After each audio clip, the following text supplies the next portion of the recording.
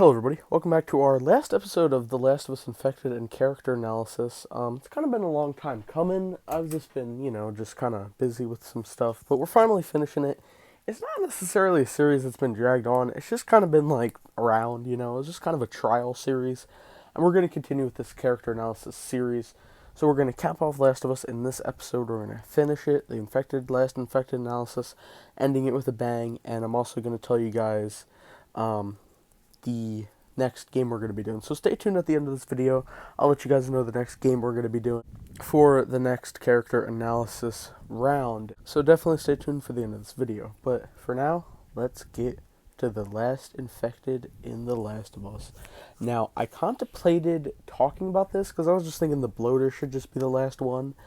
Because this is kind of a spoiler infected. It's like a Last of Us Part 2 exclusive. You could only see this in The Last of Us Part 2. It's kind of a spoiler, but if you haven't heard about this already, the game's been out for almost 3 years now. So if you haven't heard about this already, if you haven't gotten a major spoiler about this, I'm mighty surprised. But spoiler warning ahead, it's the Rat King, so, if you haven't heard about it already or seen this creature, it's like, again, I'm mighty surprised if you ever heard about it, but we're going to get into it. Kind of a spoiler warning ahead. I'm not going to show anything, like a video or anything. I don't usually anyway, but I'm not going to show anything. So basically just doing the usual infected analysis, talking about it. But the Rat King is easily the most scariest infected, so we're going to get into it. I was caught off guard when I first saw this thing. So, as always, thank you to the Last of Us wiki, the Last of Us fandom, throughout this entire series. Been a huge help with sourcing my information. That's where I'm always getting my information from. So, yeah. Introduced in The Last of Us Part 2, this infected anomaly, dubbed the Rat King, is a superorganism composed of multiple stalkers, clickers, and a bloater that have been connected together by the cordyceps fungus. The Rat King possesses incredible strength and resilience, surpassing that of a bloater, shown in how it could easily smash through and destroy much of the lower levels of the hospital, including an ambulance, and was capable of taking extensive damage before dying. After taking enough damage, some of the infected can break off from the larger mass. Once an infected has detached, it can have traits showed with other types of infected. For instance, one infected which detached resembled a stalker in behavior and appearance, but was able to throw sacks of mycotoxin similar to bloaters. It appears in every single affected connected to the mass as their own entity, as opposed to being mass in a single one. Given Nora's comments, it appears that the Rat King is made up of some of the first people that have ever been infected by the cordyceps brain infection in the city of Seattle, meaning it developed into this state after 25 years of infection. It appears to have formed by being sealed in a room so full of spores that as the fungal growths bloomed and spread, the infected were merged into each other. The Rat King found in the basement of the Seattle hospital is only known as the case of the conjoined affected. So the Rat King is not known, it's not shown up as anywhere else but the Seattle hospital.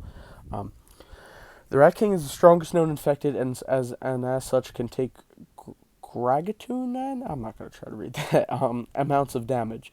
It is advised the player save bombs, flamethrower ammunition, and craft incendiary rounds in order to do massive damage to this infected quickly. The player should also run often to keep their distance because the Rat King can charge through all types of attacks, even fire assaults. If the player does not escape, the Rat King will kill Abby either by corroding her skin with mycotoxin, emitting it like how shamblers do, or grabbing her to snap her neck and violently rip off her limbs. This creature is nothing. It's all the infected made up and then some. It can do many things it could do many things, and it's terrifying. Now I'm going to talk to you guys about, soon here, read a little bit more, but I'm going to give you guys what I first thought when I saw the infected, this infected Rat King. But we're going to go into it a little bit more. After the first phase of the fight, the Rat King will split into two parts, a bloater and a stalker part. This is the second phase, as the stalker is invincible until the bloater half is killed. The player should focus on luring the bloater half into the supply room in the back left corner of the basement to funnel it into the corridor and resupply ammunition in the area. Once the bloater is half killed, the stalker half will flee into another room. The player should ensure they collect all the supplies in the basement before pursuing the stalker. When the player reaches the vents, the stalker half will attack them, starting as the third phase of the fight. As the stalker can hide and throw spare bombs from a distance, the player should focus on closing such distance. If the player is skilled enough, combating the stalker in melee combat will prove as an efficient method, as it prevents the stalker from using its spore bombs. However, this should only be done if the player can effectively dodge attacks. Alternately, the player can use their weapons to shoot the stalker half from a distance, though this requires some work to avoid its projectiles.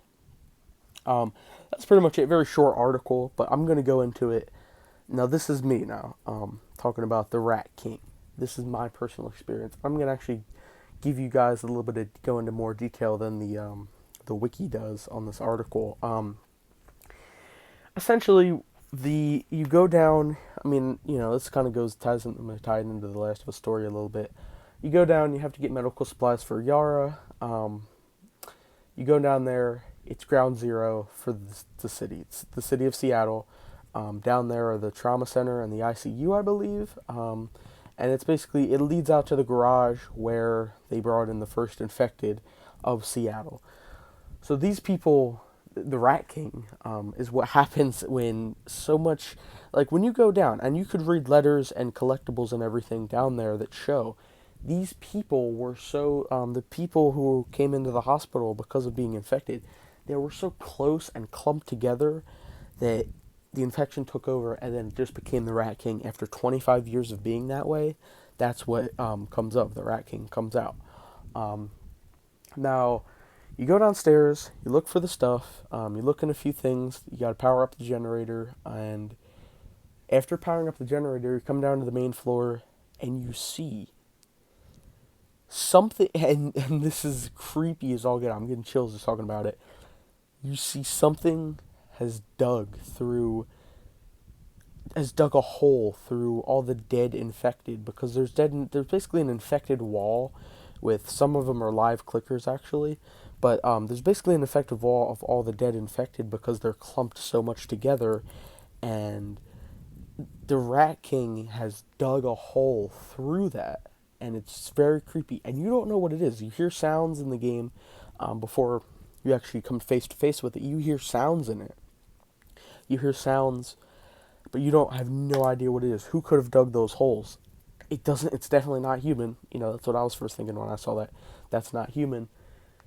And then you just see more and more holes dug. You see doors. And it's creepy because I know, I saw a shut door before I went to go power on the generator. I know that door was shut.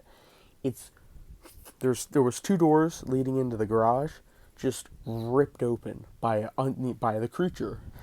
And I have no idea what it is. So basically, you go out, you go into the garage, and you find medical supplies in the ambulance. You grab the medical supplies, and then you hear something coming from the back of the ambulance.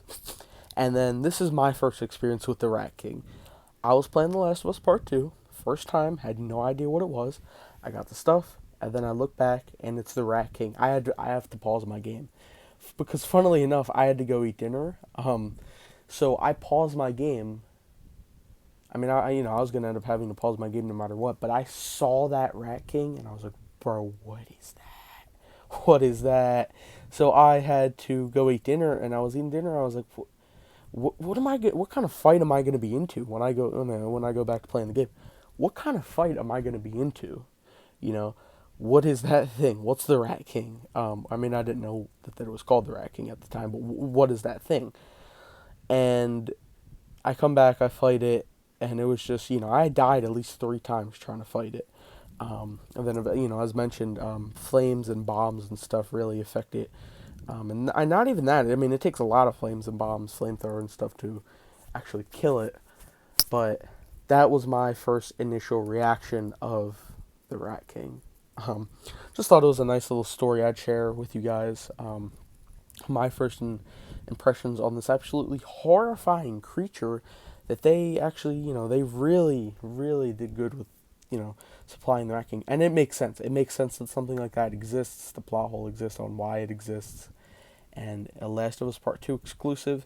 And as far as we know, no other things like the Rat King exist. Like, there's not another Rat King out there unless we get The Last of Us Part 3 and there we see another one, but I'm not sure we will see it in a potential Last of Us Part 3 because the circumstances on how the Rat King exists are kind of, it has to be perfect. People have to be clumped together, the infection has to take over, and has to be for a long period of time.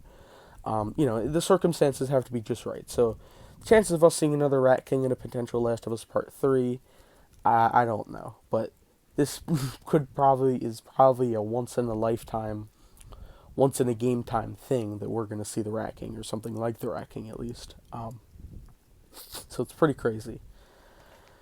But that's my conclusion. That's it for The Last of Us character and infected analysis. This series has been going on for a few months. It was a trial series just to see how you guys would like it, and I think everybody likes it. Get some feedback, and it's a pretty well received series, so we're going to continue. And like I said, I have tons of games to go over, and what we're going to do next is probably coming next week or the week after that, I'm not sure. But the next game we're going to do is we're going to do the Call of Duty Black Ops 1 and 2 character analysis. Now, it's going to be a long series, and I'm going to explain it more as we go on and as we get into the series. It's kind of going to be a long series because I'm going to do Black Ops 1 campaign analysis, and Black Ops 1 zombies analysis, and Black Ops 2 campaign analysis, and Black Ops 2 zombies analysis. So we're going to do zombies characters and campaign characters from both Black Ops. I'm not going to go into Black Ops 3 or Black Ops 4 or any of that, just the Black Ops 1 and 2, because those are the games that I know best, and I really, I'll enjoy talking about them, and hopefully you guys will enjoy me talking about them. But it's going to be a little bit of a longer series. We're kind of going to split it into parts, kind of like The Last of Us Infected and character analysis. First, we're going to kick off with Black Ops 1 campaign analysis, and then we're going to do campaign and zombies for Black Ops 1, and then campaign and zombies for Black Ops 2. I'm just going to lump it all into one character analysis, just Black Ops 1 and 2 character analysis. Just going to kind of lump it in there. So it's just going to be under the Black Ops character analysis, which is basically what we're going to do next. But it's going to be a little bit longer character analysis because I have to do it's basically two different sets of characters in two different games, essentially. So, but I definitely look forward to it. It's one of the bigger parts of the series, definitely. This series is going to be going for a while. I have so much games in the backlogs to do character analysis on. So stay tuned for the Black Ops 2 or 1 and 2 character analysis. Stay tuned for that. That's pretty much it. So I'm glad you guys really enjoyed the kickoff to the series. So I promise you there's better things ahead with this series. Yeah, that's pretty much it. So make sure you subscribe for more content, like the video, all the good stuff. Discord, Twitch, Instagram, links in the description. And I'll see you guys in the next video.